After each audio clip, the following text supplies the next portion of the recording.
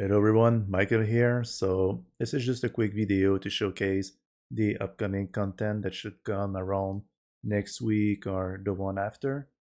So this is a big update. This is why now it is Calysto World 2.0.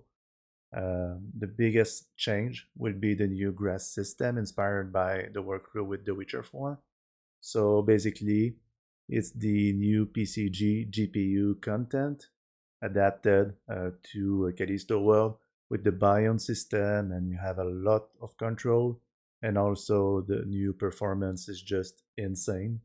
So, just to show you a bit how it looks like, I think it looks amazing. We can go really dense and still have some good performance. And if I want, I can even crank that up even further. So it will be all documented. I couldn't expose everything, but if I want to go even further, I can go inside the PCG and just set the generation distance for something bigger. So let's go crazy just for fun. So now you can see it's looking ugly now, a lot less dense because the density is not big enough. So you can increase the density right here. Let's just add 1 0 in here.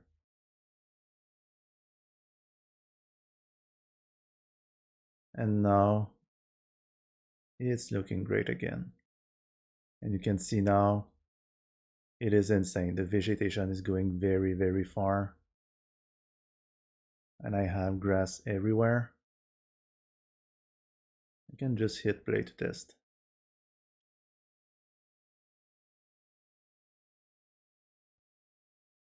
And there you go.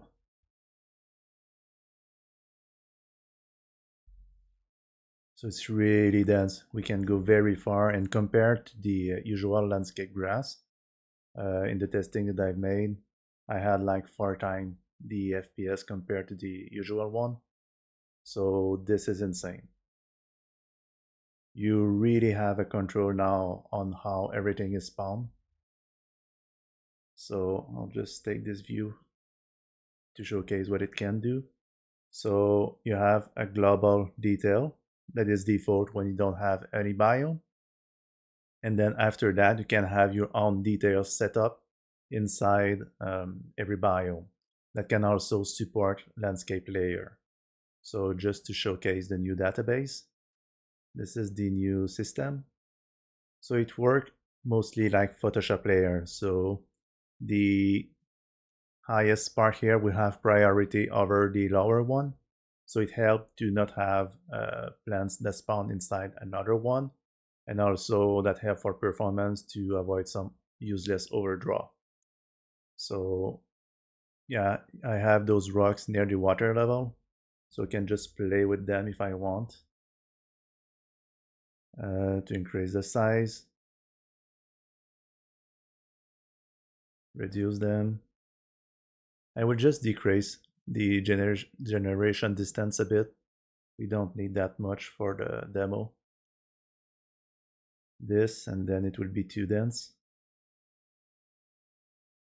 Crazy dense. So I decrease this. And like I said, it will be in the documentation, so very simple to change. And there we go, sounds good. Maybe a little bit less. No need to go crazy. All right. My FPS are back again.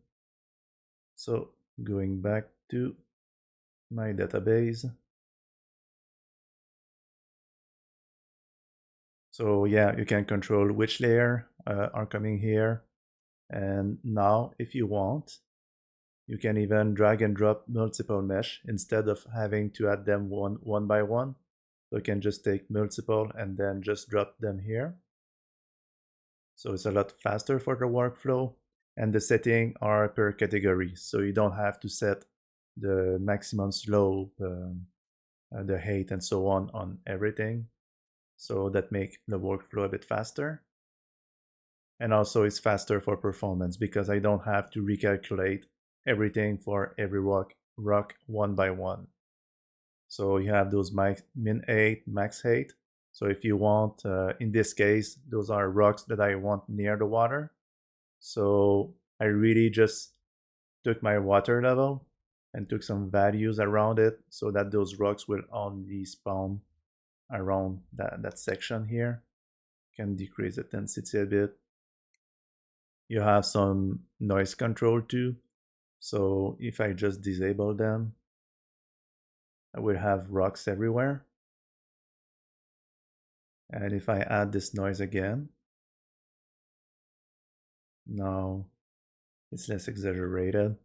I can increase the threshold of that noise, so it will remove even more if I want. And I can also play with the value of those noise to have different results. The noise is very cool. There's also a new feature. It's the cluster scale influence. So the idea is that if you create some noise, you can have the bigger plants near the center of the noise, and then it slowly drop down near the edge. You can also attach a blueprint. So let's say you want some butterfly to fly around those batch. So you can add the VFX right here, and then sometime it will add those butterfly when you have some batch of a flower. So this is really cool. And with the height system, you can really decide where everything will spawn. So you really have a lot of control. And of course, you can reduce the density if you want. I have those big grass. So yeah, I did this just to add some variation. Of course, it's too much, but it's to showcase the density a bit.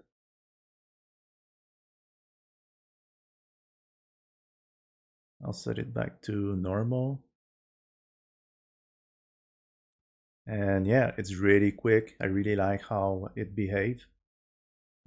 Also, it can detect a road and object in the world. So if I take, for example, a simple cube, I'll take this one, raise the scale a bit, like this. And then you have the tag system that I usually have, so you don't have to remember all the tag. Inside shared blueprint, share, sorry. So I just open this, and then some new tag are added. So you have this no detail landscape. I can just add it, and it will add the tag on the mesh itself. So if I go into tag, you see no detail is added. Of course, you can add it yourself in here. And you can see right under, the grass is removed. It worked like a radius, by the way. It's mostly because it's a lot faster. You can also attach some detail on any object in the scene. You can even attach them inside the biome itself. So let's say you want some mushroom to spawn on the tree. You can paint the tree near the bottom so that the system knows, okay, I can spawn something here. So here's an example of how it works inside mesh paint. You can go into paint and then use a color code to know where I can spawn something. So for example, I could change this color and then set my grass to only spawn on red and not touch the blue part. So just to show you how it looks inside the database, I'll go inside the biome, and then you have this new database now for attached detail. So if I open it, this example is very simple. I have more static mesh to show you, like mushroom and stuff like that near the release or a little bit after. So you can control the weight, the minimum and max height. So this depends on the object itself and not in world space. Of course, you can tweak the scale and the maximum angle. So this one, you can see you can go under the branch, under the object, So it could be nice for branch if you want some vine to go down only, never go up. So you have that option. And then you have those color filter. So if you want to spawn on red, green, and so on, you have a noise mask that you can use. So it's imagine like a noise that is made in word space. One is horizontal, the other is vertical. So you can create some variation this way with the new detail system. One last thing that I would like to show you is the new biome system. So now you have more control. Previously, you had a biome for the ocean part, and then the land and the mountain level. Now you can have as many levels as you want. So first, I'll just show you a little something. If I go back into the Calysto World, blueprint, and then open the tool. Inside detail, you can toggle on and off the detail. So when you're working, you want to go faster, save some performance, you can do it in one click. So let's go inside the biome now. I'll just open it. So this is the new biome. Again, now you can drag and drop multiple mesh in one shot. So this saves you a lot of time. This is just a name you can set to yourself just to memorize, okay, what is this category and so on. And the biome will still work with a priority system. So the index 0 will have priority over the index 1 and so on. So in this example, the big tree is the number 2. So if I put it above, like this, did something. Oh, I did it on the other biome. I'll take this one.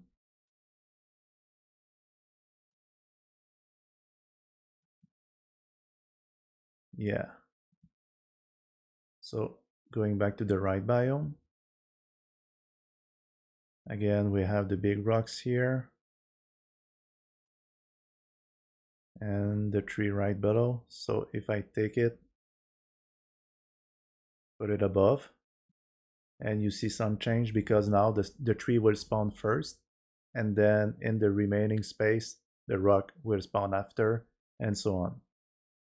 So I'll just place back the rock right after. I think it looks better. And then after that, I have those young trees that I can place in the remaining space. Again, you have the control on the transform. Force lookup is mostly for the tree to make sure that it doesn't follow the slope but always look up. The rotation are set. This min and max 8, this is really how you will control if you want something to just spawn near the water level or in the mountain and so on. So you can control that this way. There's also the same cluster system that I showed you before. So there's a small noise in this one. I'm in the small tree. I'll just go with the tree. It will be easier to see. So I have this noise here, and I can increase how important it is or not, or change the scale of those noise to have different results. For the bound multiplicator, it's like the bound of those objects. It helps the tool to understand, okay, I can spawn something else or not. The reason why I've added this multiplicator is mostly for the tree, because if you look at one tree, the bound will start around here to the left with the branch and finish to the right of those branch. But most of the time I'm interested in what I see with the trunk. So it's a lot smaller than a bound set to 1. So it would be like this. So it's a lot bigger than what I really need it to be. So now we can control, okay, I'll set it to 0.2 or 0.4, and then it will take less space in the world. So just to show you the difference without the bound, if I set it to 1, there's a lot less tree in the world. So around 0.2 to 0.4, I think it starts to get interesting. I will reduce the cluster strength. And then you have this little button here, add detail. So if you set it to true, it will tell the tool, okay, I can add some detail like we did with the statics mesh that I showed you earlier. So here's something amazing. This is the frame rate. Currently I'm at around 15 FPS with the current landscape grass. So now if I want to switch to my own system, what I could do is just reduce the foliage to low. So that should remove the current landscape system. And then if we go back with mine, I'll just make sure to reset this and then make sure it's enabled. Yes. So now those are the frame rate with my own grass. So you can see I'm at around 50 FPS while recording, something like that. And you can see that the density very far, it's a lot better than what we had before. So I'm really, really satisfied with the result. So yeah, I hope you enjoy. This is a very big update. Took me mostly 4 months to do. This would be a free update for all the owner of Massive World, and the tool will soon be called Calysto World 2.0. So be sure to like and follow to know when it will be released. It should be around something in a week or two maximum. So yeah, see you next time.